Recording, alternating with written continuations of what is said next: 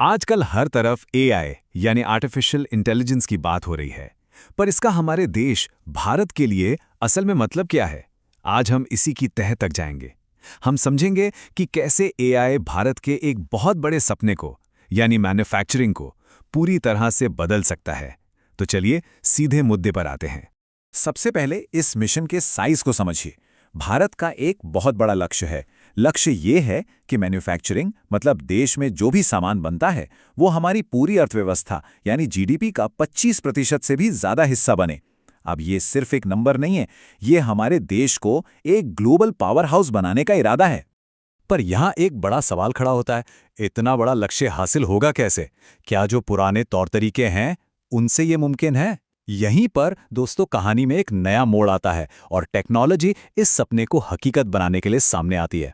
तो आइए पहले इस बड़े सपने की और हाँ, इसके रास्ते में जो मुश्किलें खड़ी हैं उनकी बात करते हैं। इस नंबर को एक बार फिर से देखिए, 25% से ज्यादा। जानते हैं इसका मतलब क्या है? इसका मतलब है देश में करोड़ों नई नौकरियां, दुनिया भर में मेड इन इंडिया लिखे हुए सामान की धूम और एक ऐसी मजबूत अर्थव्यवस्था जो किसी भी मुश्किल का सामना कर सके। ये सच में एक बहुत बड़ा गेम चेंजर हो सकता है। लेकिन देखिए, ये रास्ता बिल्कुल भी आसान नहीं है। हमारे सामने कुछ बड़ी चुनौतियां भी हैं, जैसे एआई को गहराई से समझने वाले एक्सपर्ट्स की हमारे यहाँ कमी है। हमारे जो छोटे उद्योग हैं, जिन्हें हम एमएसएमईज कहते हैं, उनके लिए नई टेक्नोलॉजी को अपनाना बहुत महंगा और मुश्किल होता है। और सबसे बड़ी बात, लाखों कर्मचारियों को नई स्किल्स सिखाने की भी जरूरत है। और पता है कमाल की बात क्या है? इन्हीं सारी मुश्किलों का हल छुपा है एआई में। एआई वो जबरदस्त औजार है जो इन सभी बाधाओं को पार करने में भारत की मदद कर सकता है। अब इतना बड़ा काम कोई अकेला तो कर नहीं सकता, तो इसके लिए एक ड्रीम टीम बनाई गई है, MET प्लेटफॉर्म। इसमें सबसे खास बात यह है कि सरकार, देश की बड़ी बड़ी कंपनियां और हमारे IITs जैसे टॉप कॉलेज यूनिवर्सिटीज सब एक साथ एक टीम बनकर काम कर रहे हैं ताकि एआई को फैक्ट्रियों की जमीनी हकीकत तक पहुंचाया जा सके। अच्छा, अक्सर लोगों को ये लगता है कि भाई ज्यादा सिक्योरिटी मतलब काम की रफ्तार धीमी। पर इस मिसाल को देखिए, क्या एक कार में लगे एयरबैग्स हमें धीरे चलने पर मजबूर करते हैं? नहीं ना। उल्टा, वो तो हमें तेज और सुरक्षित तरीके से चलाने का भरोसा देते हैं। बस एआई सिस्टम में सिक्योरिटी का भी यही काम है, कंपनियों को बिना डरे तेजी से आगे बढ़ने का कॉन्फिडेंस देना। चलिए अब थ्योरी से थोड़ा हटते हैं और देखते हैं कि एक एआई वाली स्मार्ट फैक्ट्री असल में दिखती कैसी है और काम कैसे करती है। देखिए, किसी भी स्मार्ट फैक्ट्री में इंटेलिजेंस के 3 लेवल होते हैं। बहुत आसान है। पहला है विजिबिलिटी, मतलब फैक्ट्री में हर पल हर मशीन में क्या हो रहा है उसे लाइव अपनी आंखों से देखना। दूसरा है इनसाइट, यानी ये समझना कि जो हो रहा है वो आखिर हो क्यों रहा है। और तीसरा, जो सबसे पावरफुल है, वो है फोरसाइट, यानी कुछ गड़बड़ होने से पहले ही ये अंदाजा लगा लेना कि आगे क्या हो सकता है। फर्क एकदम साफ है। पुरानी फैक्ट्रियों में मशीनें यूं ही अचानक बंद पड़ जाती थीं, लेकिन स्मार्ट फैक्ट्री में एआई पहले ही बता देता है कि भाई मशीन को सर्विस की जरूरत पड़ने वाली है। जहां पहले कच्चा माल और बिजली बहुत बर्बाद होती थी, वहीं एक स्मार्ट फैक्ट्री हर चीज का एकदम सही इस्तेमाल करती है। इससे लागत घटती है और क्वालिटी बढ़ती है। और ये कोई सपना नहीं है, ये आज भारत की हकीकत बन रहा है।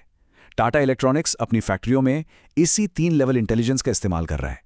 इंटेल कोबॉट यानी इंसानों के साथ कंधे से कंधा मिलाकर काम करने वाले रोबोट्स इस्तेमाल कर रहा है। एनटीपीसी एआई वाले ड्रोन की मदद से अपने बड़े बड़े सोलर पावर प्लांट्स का रखरखाव कर रहा है।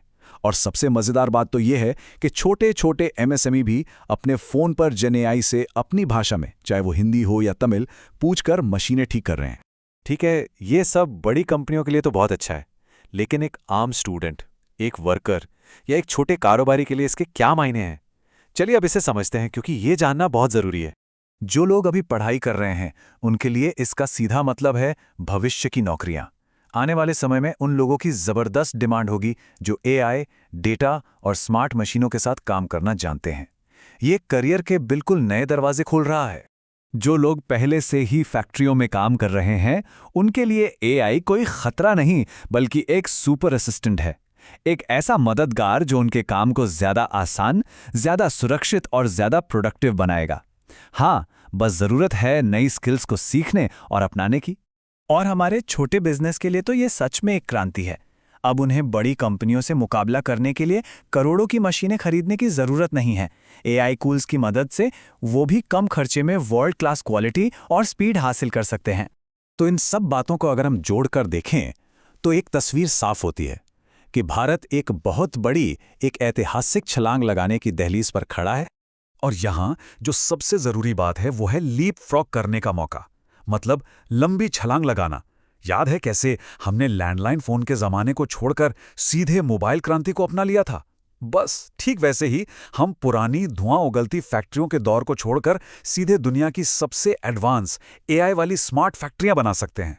तो आखिर में ये एक बड़ा सवाल बचता है, क्या टेक्नोलॉजी की ये जबरदस्त ताकत और हमारा ये जज्बा भारत को सच में दुनिया का सबसे बड़ा और सबसे स्मार्ट मैन्युफैक्चरिंग हब बना सकता है? इसका जवाब तो भविष्य ही देगा, लेकिन एक बात तय है, सफर की शानदार शुरुआत हो चुकी है।